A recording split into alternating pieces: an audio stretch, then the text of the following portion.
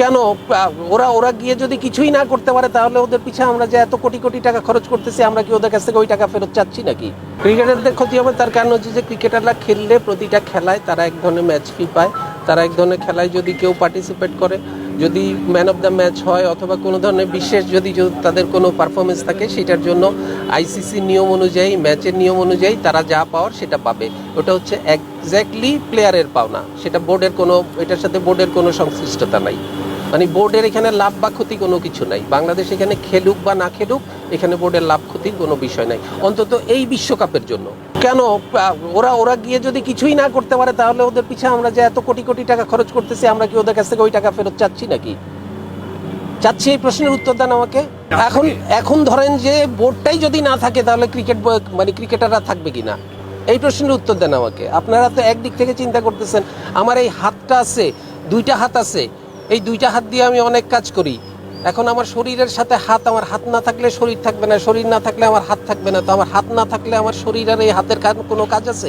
একই রকম, মানে they R part and the parcel. আপনি একটা বাদ দিয়ে আরেকটাকে চিন্তা করতে পারবেন না, আরেকটাকে বাদ দিয়ে আরেকটাকে চিন্তা করতে পারবেন না। দুইটা মানে they are complementary, they are not against each আদার।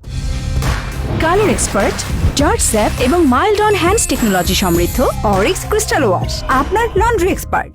27 সাল পর্যন্ত আমাদের রেভিনিউতে কোনো কিছু হ্যাম্পার করবে না, কারণ হচ্ছে 2022 সালে যে আইসিসির ফাইন্যান্সিয়াল মিটিং হয়েছে সেই মিটিংয়ে that has already been set.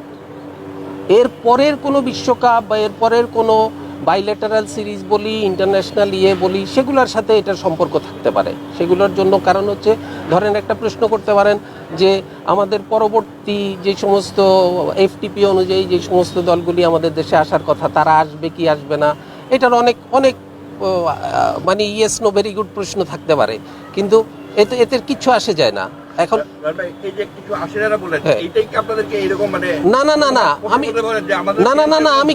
আমি কিছু আসে যায় না, আমি না অবশ্যই ফিনান্সিয়ালি আসে যায়। আমি ওই জায়গাতে আমি আসে যায় না বলতে আমি এই বিশ্বকাপের সাথে ওইটার কিছু আসে যায় না, আমি ওটা বলতে যাচ্ছি। No, we are not taking any stance. We are taking our national interest at the upper hand.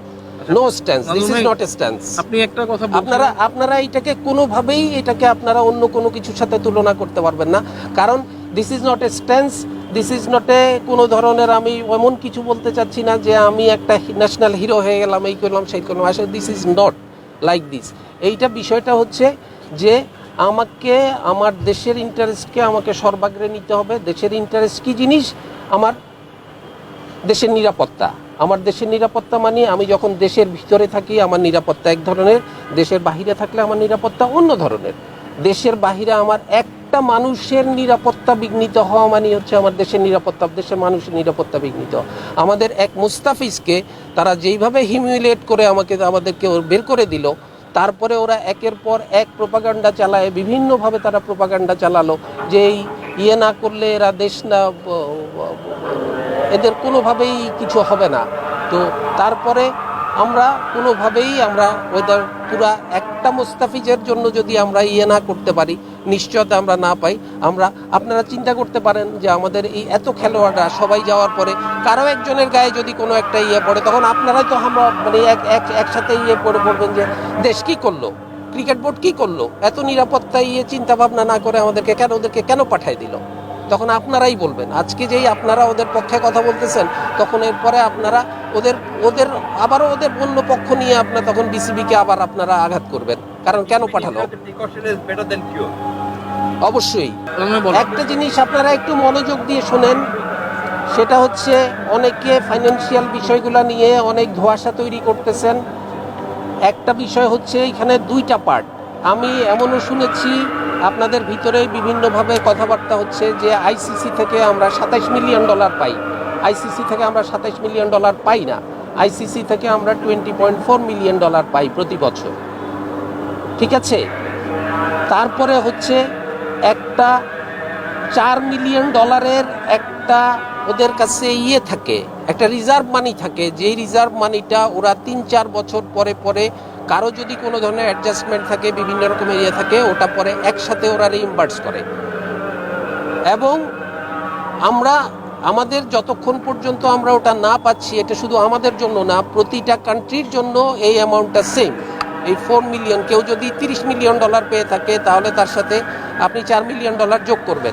কেউ যদি $100 মিলিয়ন পেয়ে থাকে তাহলে তার সাথে 104 মিলিয়ন যোগ করবেন। ওই $4 মিলিয়ন সবসময় আইসিসির কাছে রিজার্ভ থেকে যায়, যেই রিজার্ভটা ওরা 3-4 বছর পরে পরে একবার কারোর সাথে কোনো ধরনের লেনদেন আছে কিনা, আছে কিনা, সেগুলো অ্যাডজাস্ট করে তারা একসাথে ওটাকে রিইম্বার্স করে। This is what BCB is getting from ICC. আমাদের কোনো ব্যাখ্যা নাই, কারণ হচ্ছে এই প্রশ্নের উত্তর প্রশ্নটা তুলতেই পারবে না না, কারণ হচ্ছে যে আমরা যে ওদের পিছিয়ে এত খরচ করতেছি, বিভিন্ন জায়গায় গিয়ে ওরা কিছুই করতে পারতেছে না। আজ পর্যন্ত আমরা একটা বই শিক্ষা পানতে পারছি? কোনো একটা জায়গায় আমরা কতটুকু কি করতে পারছি? আমরা তাহলে তো প্রত্যেকবারই আমরা বলতে পারি যে তোমরা খেলতে পারো নাই, তোমাদের পিছে যা খরচ করছি এটা এবার তোমাদের কাছ থেকে আমরা নিতে থাকি, ফেরত দাও।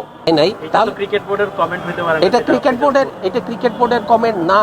আপনারা যে প্রশ্নটা করলেন আমাকে, আমি সেই প্রশ্নটা আপনি বোর্ড ডিরেক্টর হিসেবে এখানে কথা বলছেন না, আপনারা বলতেছেন কেন? আপনারা কেন বলতেছেন তাদেরকে কম্পেনসেশন করার বিষয় আসবে? কম্পেনসেশনের বিষয়টা কেন আসবে? কারণ ফাইনান্সিয়াল লস হবে, ফাইনান্সিয়ালি ক্ষতিগ্রস্ত হচ্ছে না। যেই ছেলেটা খেলতে যেতে পারে নাই, সে যে ক্ষতিগ্রস্ত হচ্ছে তাকে যোগ্য নয়, selection হয় নাই। সে যোগ্য নয়, তাই পারবেন। এই সমস্ত- যোগ্য দেখে তো আমি সুযোগ এই- পাচ্ছে। না আমি এই প্রশ্নটার আর আমি উত্তর দিব না। তার কারণ হচ্ছে